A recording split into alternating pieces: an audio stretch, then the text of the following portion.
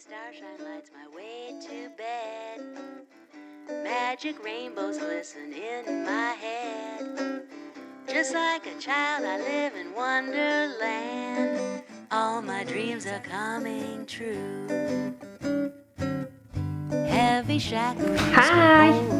Today's video is mainly to do a fabric review, but I also want to tell you about a dress that I've made from the fabric by combining two of my favourite sewing patterns. So I've used the bodice from the Sew Over It London Betty dress and the skirt from the By Hand London Kim dress, the gathered version of the skirt, not the tulip one. So I'll show you that in a second. I'm going to just start by telling you what I'm wearing because I always forget to do that. I'm wearing a Tilly and the Buttons, is it Agnes? I think it's Agnes top, made from Liberty of London jersey. And I've gone for the scooped neck and gathered shoulders version. So I'll just come in a bit closer and show you. There you go. So I really love the colours in this fabric. I think they're really summery and I love these shoulders. So all you've got is a piece of elastic which gathers the shoulder in. And I'm also wearing my ginger jeans, but you can't really see those because the camera zooms in too far. So more to what the video is about today. So the dress that I have made is from this gorgeous fabric. I'll just show you the pattern. So it is a cotton, I'm probably going to say this wrong, I think it's called Ikat. I-K-A-T, and I'm going to come in closer and show you in a second what this fabric is like. It's actually the first time I've worked with this type of fabric, and it was really good to work with, and it was it's super comfortable as well.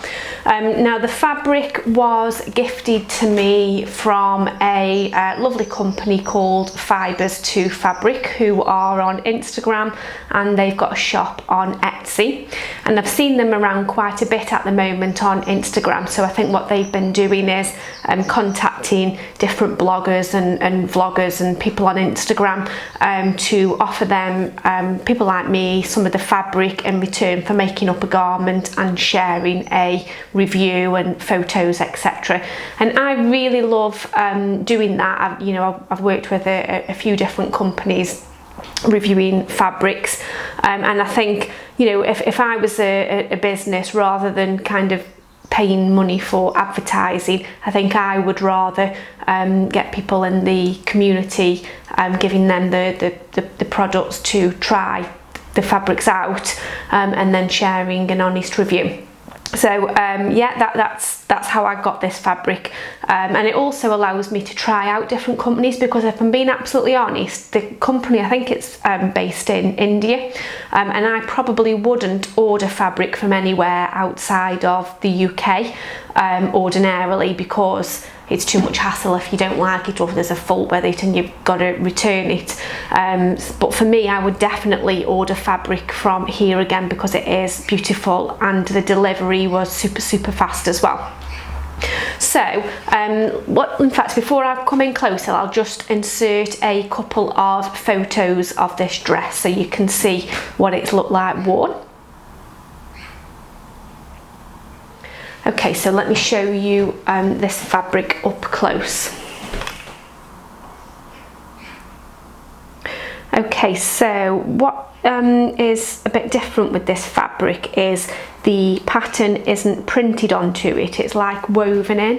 So if I bring it in close, that's it, so you can see it's got blue threads and it's got white threads, and it's kind of built into the weave of the fabric rather than a print. So the front, the right side and the wrong side of the fabric is pretty much the same. Now on this one, on the bodice, I have self-lined it. So you can see on the outside and on the inside it's the right side of the fabric, but if I show you the skirt, so that is the wrong side of the fabric, and you can see it's more or less, it's slightly different with how the weave looks, but it's more or less the same.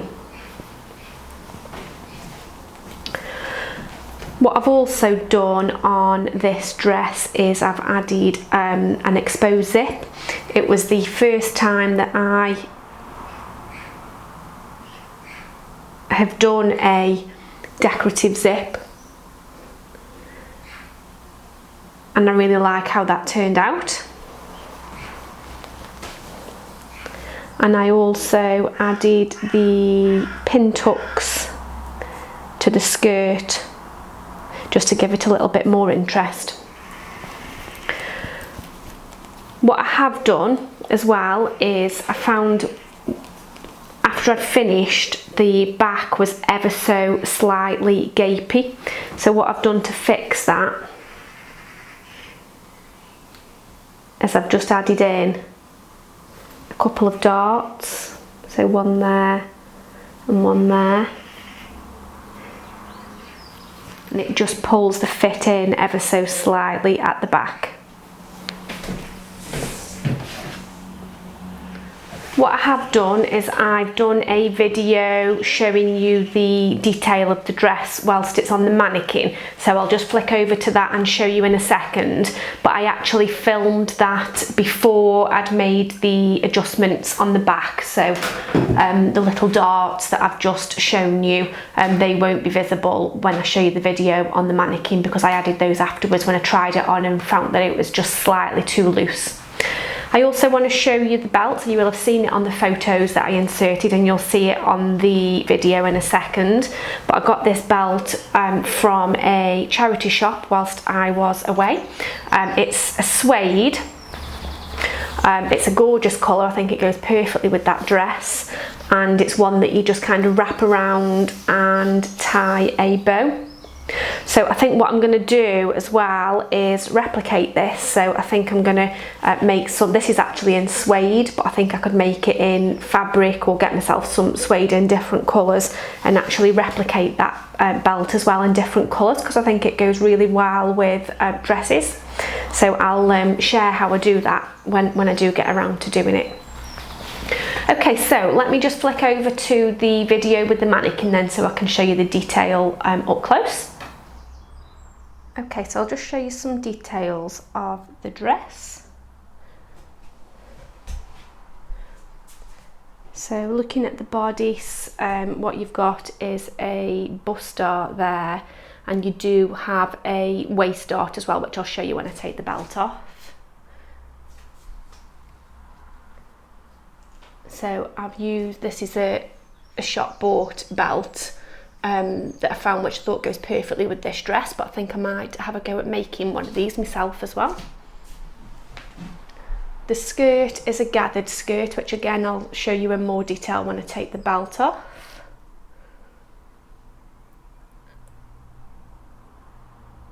And then on the bottom of the hem, I've added pin tucks. They're not the most brilliant pin tucks in the world from an evenness point of view, but they're fine. I think it just adds a little bit of interest on the bottom of the skirt. So I'll just show you the back. Okay, so looking at the back, now it is a bit big on my mannequin. I'm bigger around this area than what my mannequin is. It does fit me much better than it fits on here. But what I really like about the Betty bodice is how it kind of scoops out at the back. I think it's really nice detail. And then on this dress, I've also added a decorative zip, which has got some lace detail, and then finished it off neatly at the bottom. You can see there my waistline has gone off slightly. It's kicked up a little bit on the zip there, but I'm not too fussed about that. And you can see the skirt is gathered, and I gathered it by hand.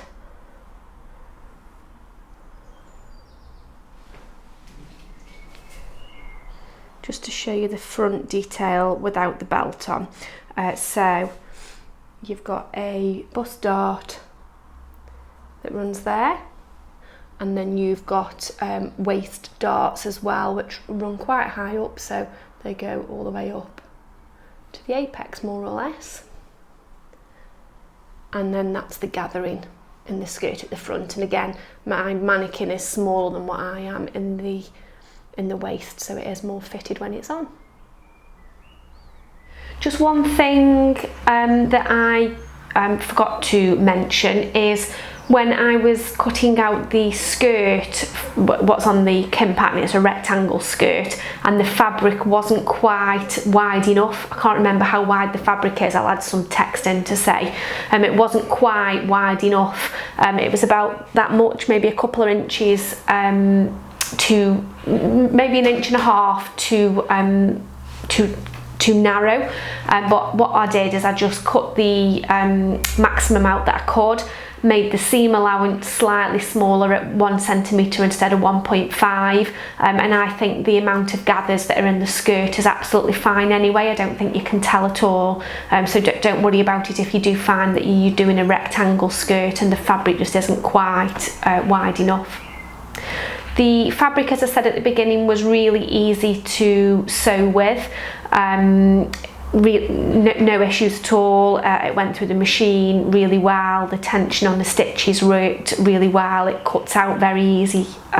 Nothing at all. Fibres to Fabric have been sharing some photos on Instagram of the dyeing methods and things like that which are used, and also kind of the hand carving tools being cut out for hand printing, because they've got a range of hand printing fabrics as well which look beautiful. I think that's what I might try next.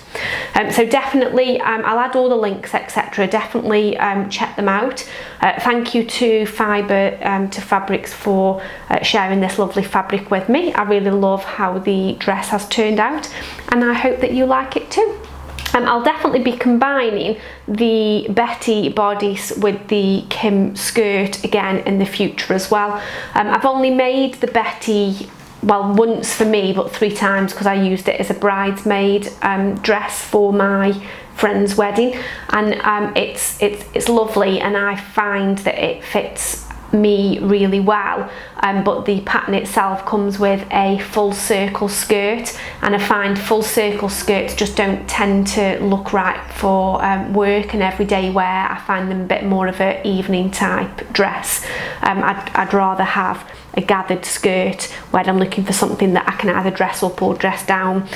So combining the Betty and the Kim together.